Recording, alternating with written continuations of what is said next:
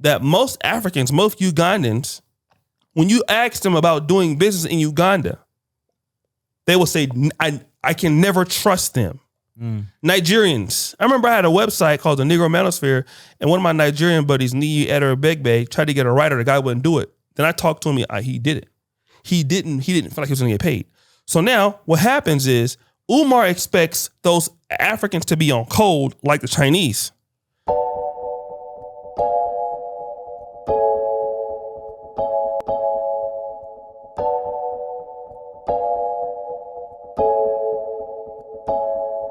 Hi guys, welcome to Kenganda. My name is Janita Maya and this is the Repart podcast. I'll let my co-hosts tell you who they are. What's up, people? DJ Maintain, living in Kampala for 5 years now, born in London to amazing Caribbean parents. What's up? Lovely, you're welcome. My brother. Hey guys, Senior Commander, Chief in charge of the Army, Outer Brand Quartet creator from Uganda. O'Shea Duke Jackson, 55th generation, African-American, West Coast. Let's get into it. Okay, so guys, this clip is from Umar Johnson and watch this clip with us and react to it with us. But the Omar? YouTube channel is King Kong Consciousness. It's Umar. Today about that Asian marrying a Nigerian. Oh, boy. And all the brothers are dancing with him like he's Jesus Christ.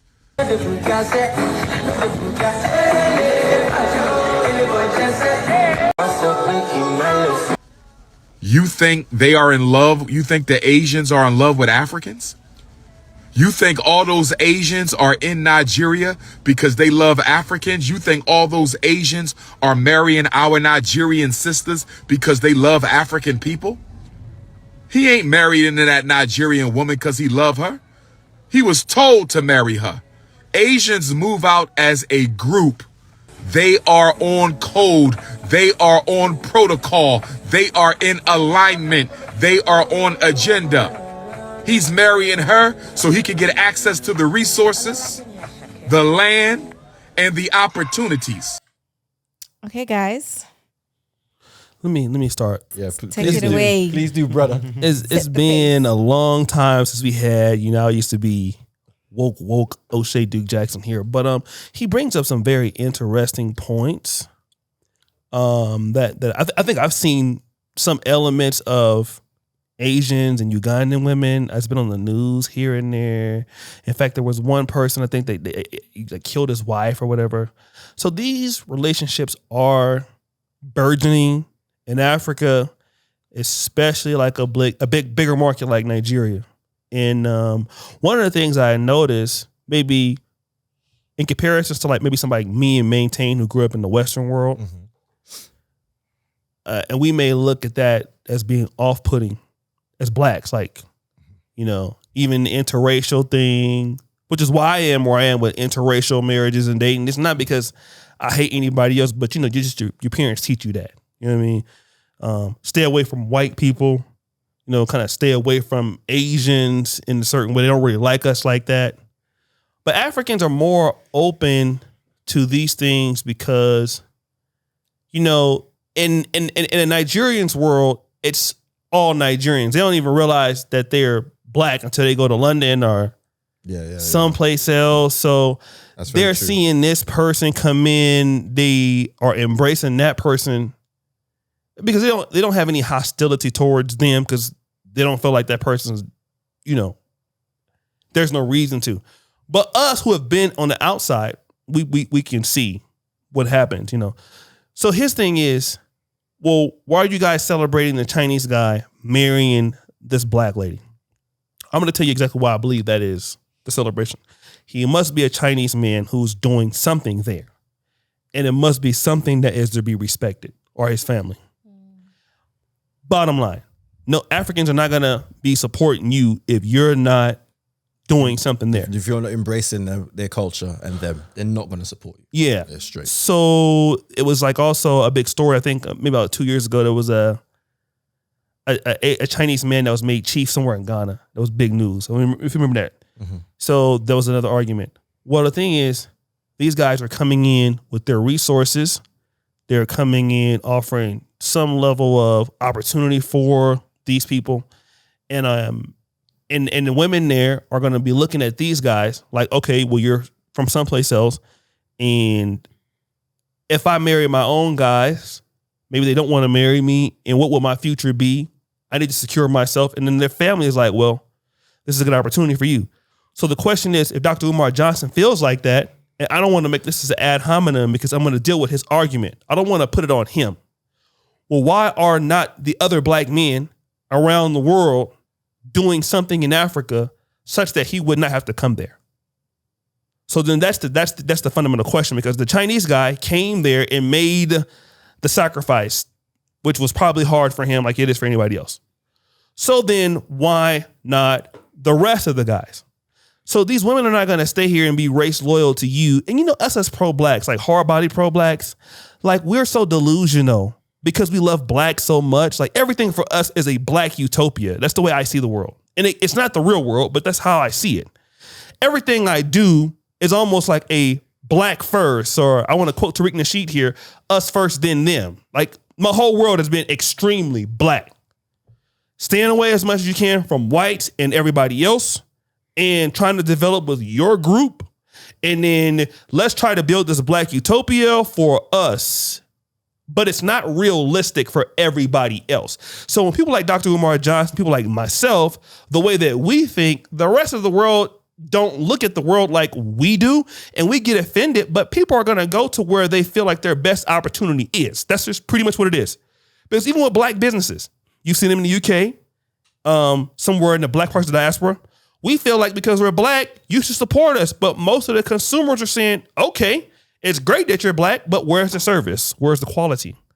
Where are these other things that give us a reason as to why, I should support you? So the thing is, these are women living in Africa that want to also have a husband. If they don't care that the Chinese are on code, she doesn't care that they're coming there. She's looking for her life. What is in my life? If I don't marry this guy, what is going to happen to me? Because, who else is going to do it? So the thing is this, if you have a problem with Asians coming in to Africa and people marrying interracially in Africa, which is the problem for some people. Some people call it selling out. They see Ugandan girls, these old white men. We talked about it here on this channel before. Okay, then you have to also get in the game. You have to put your skin in the game. Because if you're complaining about what the Indians are doing, what are you doing? I mean, that's the thing. Like, you're right. But you need to be here. You got to be on the ground. You got to work with the men in the community to help do things. Otherwise, you're going to continue to lose the women to other races of guys. And the thing is, black men, I'm just going to say this, a lot of blacks that talk like that cannot work together. And you get mad when other groups come in that are on code. But you yourself are not on code. I'm not talking about him in general. I'm just saying as a group, because I want to deal with what he's talking about and not deal like with him, because now we're having as a personal attack. I don't want to attack him personally. Right. But that seems to be the constitutive issue that goes on in the African world. We want our women and people to be loyal to us for the sole fact that they are black. That's it. But that's stupid. Like if I want my brother Maintain to work with me on the podcast and Ada Brian, all right, you black, so just do it for the free. All right, they might do it here and there, but they're not going to prioritize me. Do you understand what I'm saying? Mm-hmm. Now, where's the effort on my behalf to make sure that I show them some respect, or even you? What's the effort that the blacks put towards that? And then when we don't, and then somebody comes in and gives a little bit more than what you're giving them, boom, they're gone. And then you want to be mad that, boom, they went. But what was the reason why that they went? Because you didn't give, I heard that, you didn't give them anything. And a lot of us as black men, we don't give our women anything as to why they should be loyal. We don't give our communities anything. So these people come from the outside. They don't give them much either. They just give them a little bit more. Then we want to get upset about it. But the real problem and the real thing in the room is that I think you maintained this argument like about last year, very early, about what were we talking about, Maintain? I think it was the Mr. Beast came. Oh yeah, with the shoes and stuff. Yeah. So the question always remains, as black men and men all around the world, you got a problem with whatever you're doing. Why didn't you do it? So see, if you did it, then he wouldn't have to do it. Yeah. That's all I say. No, that's a good point. Maintain, what do you think? You know what? I haven't got feet on the ground, so it's in Nigeria. So I can't comment on how Chinese people move in Lagos or wherever, right? But I can comment on how they move socially in Kampala because I've lived here for 5 years, right? The only time I see Chinese people socially, or if I'm out, is if I'm driving past a building site they've won the contract for, or I go to Nanjing restaurant, right? So for Or the that, other supermarket. yeah. On the go-go. So if that guy is in full Nigerian wear at a wedding, And he was dancing on beat too, bro. Like, maybe I'm idealistic. yeah, But man. if he's in there like that, he's got to have done due diligence. I hear what Dr. Umar is saying, but it seems a bit sensationalist. I'm not. There you go. Yeah, I mean, Exactly. it's like I'm not. It's not. What do you want them to do? Him to turn up at a wedding and no one let him be just sad. walk down the aisle on his own? Yeah. You know what I mean? It's like it's I think he had a big problem with the other black men. of- He had the problem with those what, like guys. in the comments or something. No, the other Nigerian man uplifting him. That was also in the church. no in the wedding because they were like But praising the Chinese guy, yeah. like rooting for but him. What are they supposed to do? You know what I mean? Like you've got, even if you don't even if you don't like it, you've just got to put on a face for the woman he's getting married to. It's a big day. It's a big day. You know what I mean? What are you gonna do? Just like walk him in the church and boot him down? Like there you go and marry her. You know what I mean? You get what I'm saying? I think he had like a bigger issue. Why? Yeah. Like why are you guys allowing this Chinese man in there in the first place? That's his bigger Get argument. married to you, women. Because on the flip, yeah, that's his bigger case. Right. He likes Okay. that. That's the He bigger likes case he's The thing making. is, right? It's Yeah. we live in Kampala. Like I don't see Chinese men with Ugandan women. Oh, I've actually seen one I've on seen, a date. like, but at not- but Car- It's on a But rare. not- It's on a very It's rare. It's a very, very, very very, rare rare. thing. Very rare. It happens more in Kenya, I believe, for sure. Okay. All Yeah. right. But it's very rare. So I've been told not to speak on other countries' issues because I don't live Oh, there. please. Yeah. No, I'm just playing. Yeah. But Shout out to South Africa. yeah, big up. But I just feel like Chinese people don't really mix like that. And we've spoke about on previous episodes, right? And for him to be there in full traditional dress, and I'm pretty sure he's got his own traditions. I don't know if they had another wedding which, showcased that.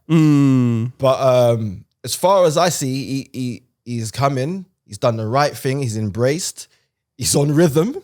He's on the rhythm, which he's is in the important. vibe. Which is important The to us. outfit. You know what? He just nailed it. Yeah, he nailed it. And I'm like, what can I say? Just give him a break. You know what I mean? Like, it's I can't do it. I don't know. It's like, I hear what he's saying, Like, move on. but it's like, as long as you respect the culture and you don't disrespect it, I'll give you leeway. Let me just say this though. Yeah. So I understand what you're saying, and I'm pretty much saying what you're saying. I disagree with what you're saying, but I get what you're saying because even I'm explaining, yeah, you're right, but that's why it happened. And you're just like, well, the guy has followed these rules, so it's okay. I think what Dr. Umar is also trying to point out is if it was the other way around, Yeah. would the Chinese men be doing that? They wouldn't be doing that. That's what he's trying to say. That's what he's So you're trying not to say. getting any level of parity. So we're allowing this guy to come in, and then if it was the other way around, we're not getting that same level of parity from them. But was there any Chinese guy? I didn't see any Chinese guys in the groomsmen party though. I think there was. Were there? Yeah. I have to watch it again. Yeah. It looked like Watch pure it again. Nigerian. Yeah, I will say for one, I agree with you guys. I don't think it was like a random Chinese guy. I definitely think it's someone doing something and contributing to the society or community positively. Yeah. But I will say, I think I've seen this so many times when Black people see a non-Black person doing something that they know or something that is theirs, they tend to hype it up so much. Oh, It's like, where- they tend to that's hype it where- up so you know, there's much. some white guy dancing right now on TikTok. I've seen Afrobeats, this whining. some Yes. That's white where the guy. issue is coming from. Yeah, Yeah. so they're like, When they do that, and it's Yeah, just yeah, like, that's a good guys, point. you see your other African brother doing the same thing, but it's just like, okay, the hype is there. But like when someone else does it from outside your community, it's like, oh my God, he's doing this. It's like now you see us moment, like, oh yeah, we've been these cool kids, and now you're part of the cool kids. Like now you see what we have to offer. And look, from the outside looking in, it's like a form of validation. It's like, oh yeah.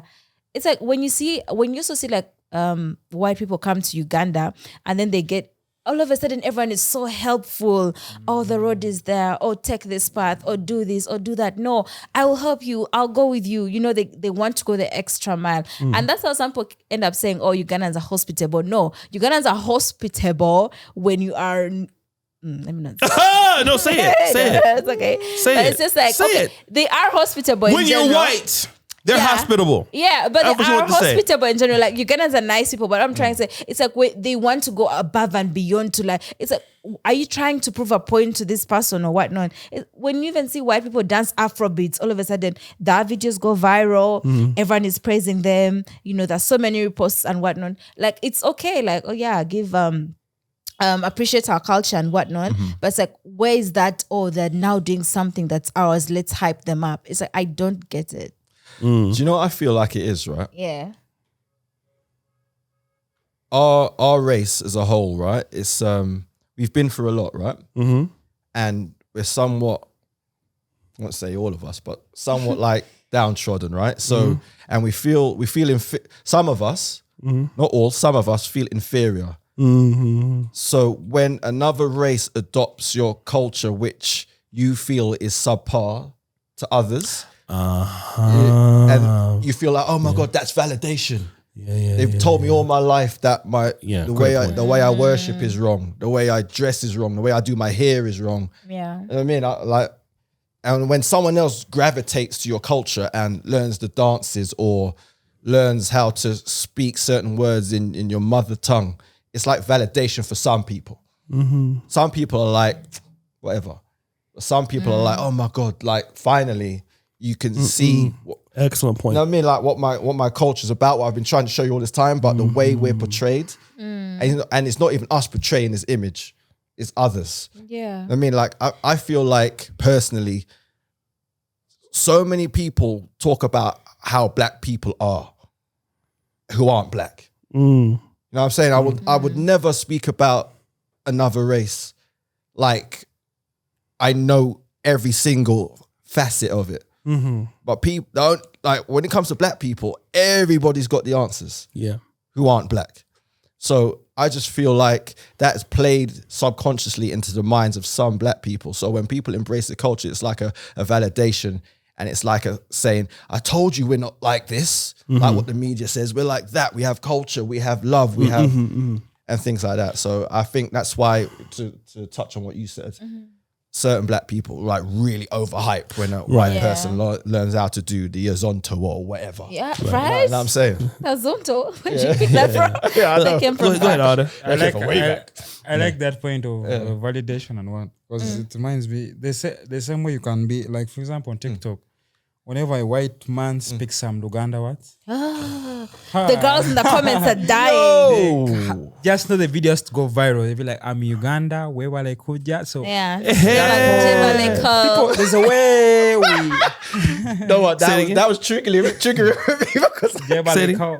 my Luganda's not Say it again. Lugandan at all. Chevaleko, like the accent. Chevaleko. Oh man. So there's a way people feel, they just feel hype. But Yeah, now yeah. I think that's where that Omar is having the issue, because you see, I don't know, Wanga, you see now this Kubanga is because. Let him cook. because like for him he stated, there's a way we overdo it. I think that's the issue. Because he's saying we are treating them like sort of, did he say white Jesus? Did he say Jesus or something? Yeah, so there's a way we Africans, yes, we are hospitable and we are, but there's a way we overdo it. So that's where the issue is coming in from. So there's a way we need to first of all start looking at the white people as normal people. They are just normal people. There's nothing so Yeah. there's nothing They unique. don't walk on water. Yeah, they are people like us. Yeah. Of course, from childhood, we have always been told that, okay, not even told, but there's a way the white supremacy has been the main thing. Like when Africans see the white man, they're like, yo, like there's that feeling of some, I don't know whether I can bring this point. Jesus is even white. You get? Jesus is a white man. No, I'm just trying to bring a point. I'm just trying to. You're right. They portray there's him as a way, white man, the whites, like there's a way a white man compared to I a see black. the point you're making. There's a way. So the mere fact. So we look at these people like, should I say like superior, like small gods, like superior. So whenever they do something, we're like, oh, like a white man. Even if a white man is to go to the village, to an African village, trust me, all the kids will all run the to him. traditional people will come and be like, oh, wait, what is this? Like, you get it? What This is is the way it we to look him? at them. Even that white So- YouTuber who goes in the ghetto to like record. Do you see how many views? Yeah. Yeah. You So have- most of them, so Umar's issue is we are overdoing it. So let's just calm down. These are normal people. I will say though, Nigerians go all out for their weddings. They don't play. Yeah. So Ugandans what too. the behavior, what they're doing in this video is also something that I've seen them do at a normal so wedding. similar. So Oh, okay, great it's point. not like we're saying, oh, they're overdoing it. No, Nigerians No, go above they and dance beyond. They down, actually yeah. turn down. They be dropping dollar. Invite me to a Nigerian wedding. No. So let me just say this before I forget. Somebody could joke, but okay. So the idea also is I want to go back to another part where he goes, their family told them to marry the girl.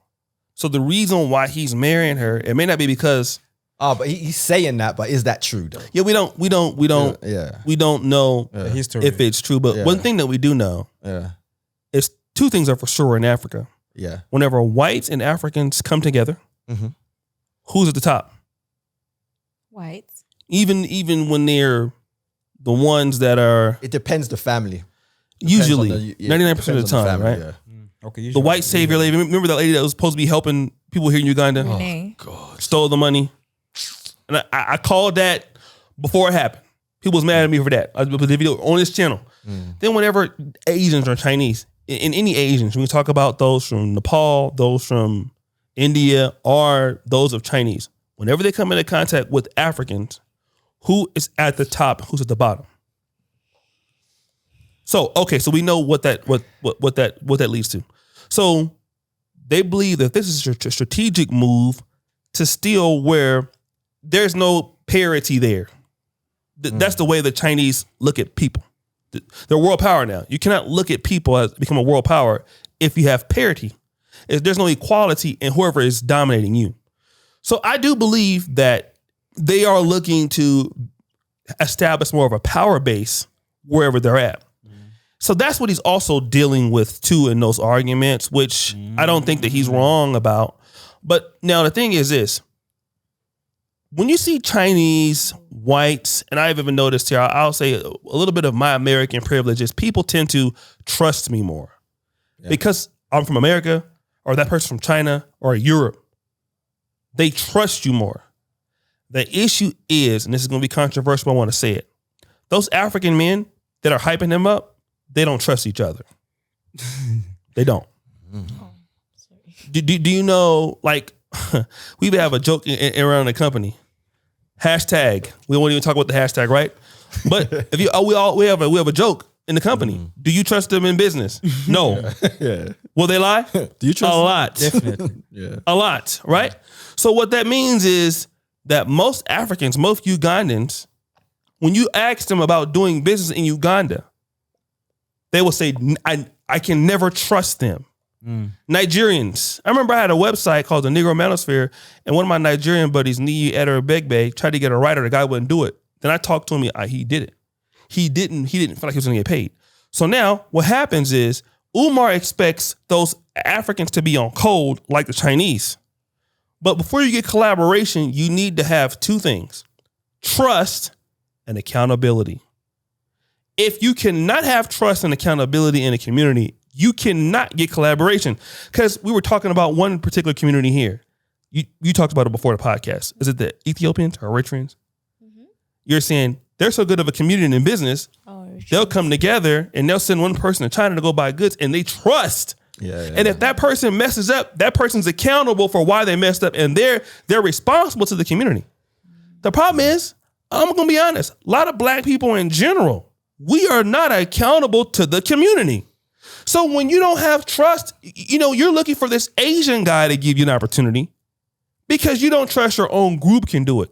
That's a problem that Dr. Umar Johnson not really dealing with, because if I say I'm going to work with you and do something and I don't do it, can you trust me? No. You might not be mad at me, but you won't do it, right? Yeah. Okay. I won't work with you again. Yeah. So then we can't establish any level of a community. We can't work together. We can't have mixers. We can't go into business. We can't do anything that amplifies our community because there is no trust and accountability there. But now if the Asian guy comes in and he does what he said he's going to do, guess who's going to get the business? Asian guy. Yes. Because people are going to still have to eat, right? Yeah, sure. They still got to watch it. They don't have time if I call you on the phone and you owe me money and you come to my office, those things, and you see, those little, that kind of those things. So the problem that Umar is saying is right on the surface level. What he's not dealing with the fact is that as black people, we don't have any trust and accountability with each other. So we can't grow the community, because if I do something wrong, I can blame it on somebody else. But the Chinese guy in his community, they're on code because they have trust and accountability. If he messes up, he has to be accountable for his mistake. He has to apologize. He has to make it right. But how many blacks won't do that? You go to a restaurant. Why is my food 4 hours late? Oh, well, we don't have this and we don't. Okay. So then the Chinese restaurant comes in. We've seen it with black barbershops in New York City. Used to be all African-American barbershops. Then the Dominicans came in. You go to the barbershop, dude ain't there. Keep playing Madden, come back 4 hours later. But the Dominicans is doing it for cheaper and they're accountable. Where people going to go? They're going to go there. So I get what he's talking about, this problem, but those black men don't trust each other. Ask those guys at the wedding. Do you trust him in business? They're going to say, hell no. No, I don't mind getting high with him and taking pictures with him, but I cannot spend $1 with this guy because he's a liar. That's how most blacks, like when it comes to, I'll tell you this, if you want to go to a party, have sex, drinks, and drugs, we can do that. But actual commerce, can't trust them. That's how we feel about each other. So then now when this other person comes in, guess what? Even your own woman don't trust those guys. She trusts the Chinese guy. And see, now once we fix that, then we could be like them. But if we don't have any accountability and trust towards each other, the Chinese going to smoke you every time. Yeah. True. Yeah, they ain't got no choice.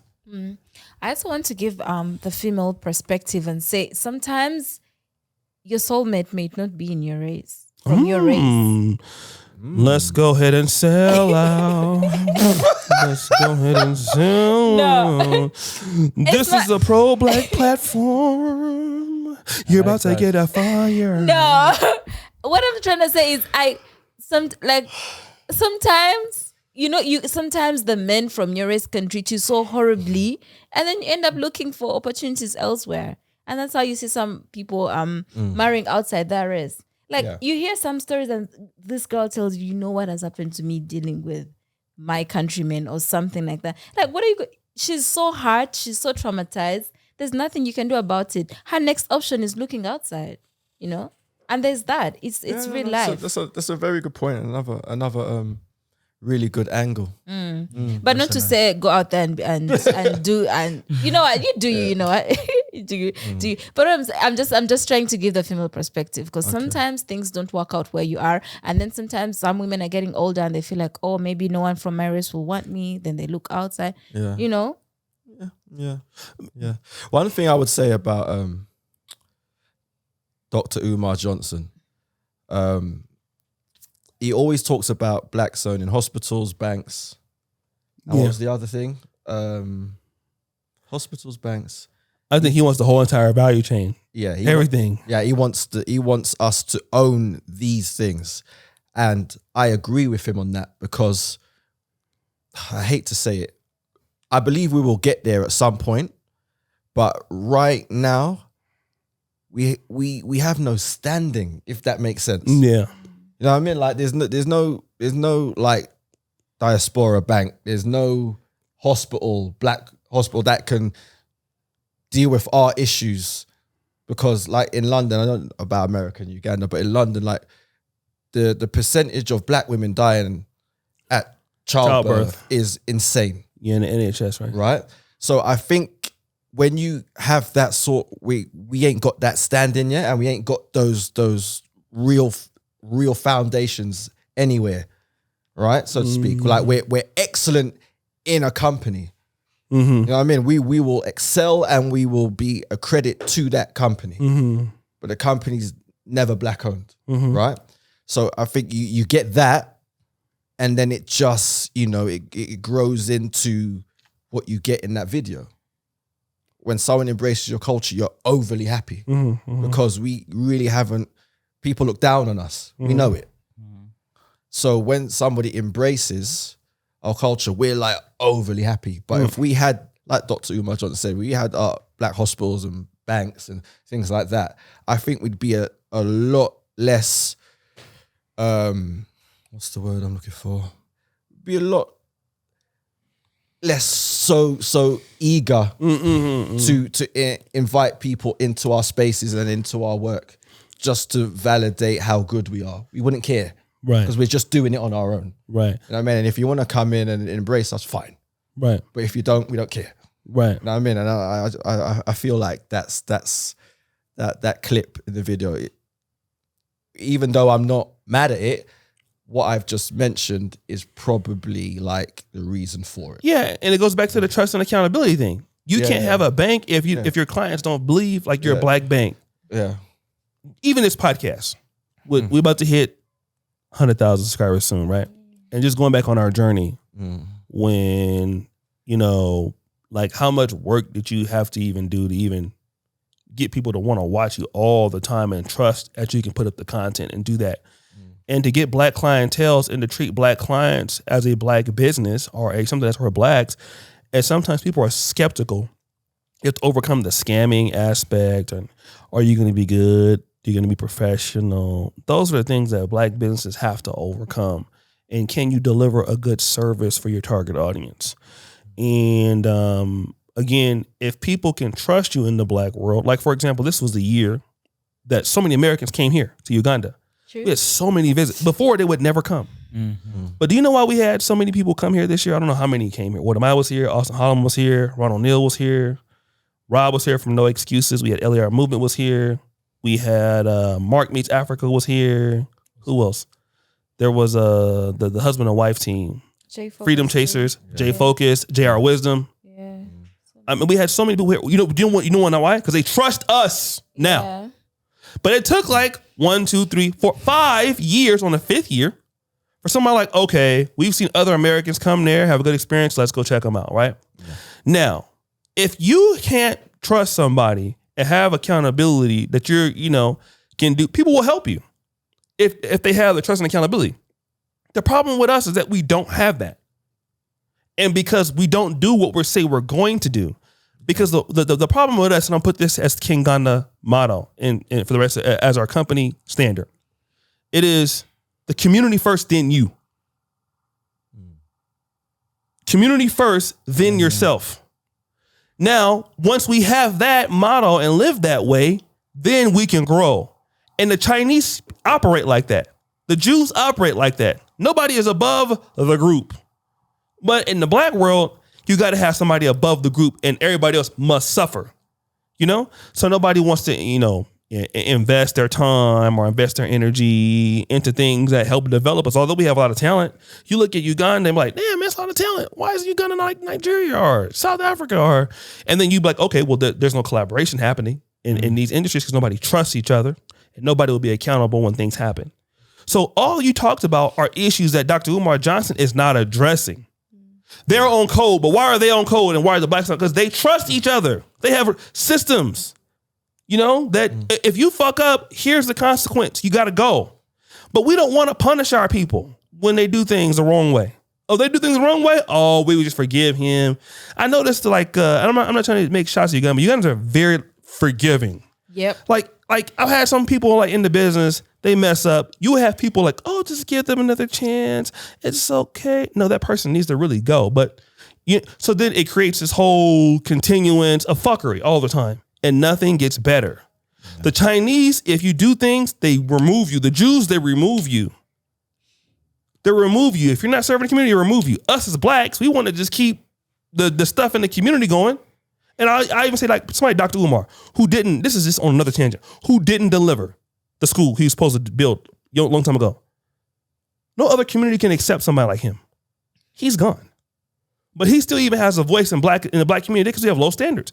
If he was in the Jewish community, Indian community, you're done. You know what you're supposed to do?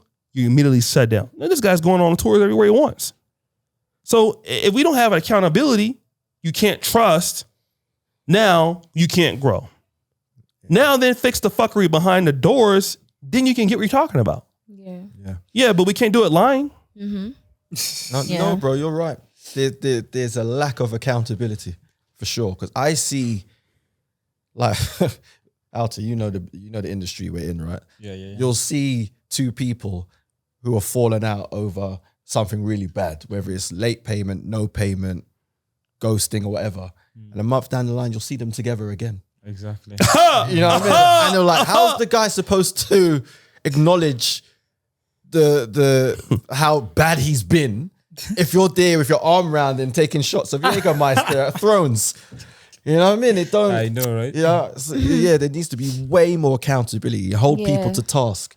Like the people need to know if you don't deliver or if you're gonna do something to me in business, which is bad, you got to know Remove it. you're gone. You're gone. Exactly. Yeah. But No doubt about it. Get them out of there. It's a vicious cycle, man. Maintain. People ripping off people all the time. Well said. This He was getting episode- ready to build. You cut him off. Keep building. No, you think she? No. It's good. Talk about what's going on here, brother.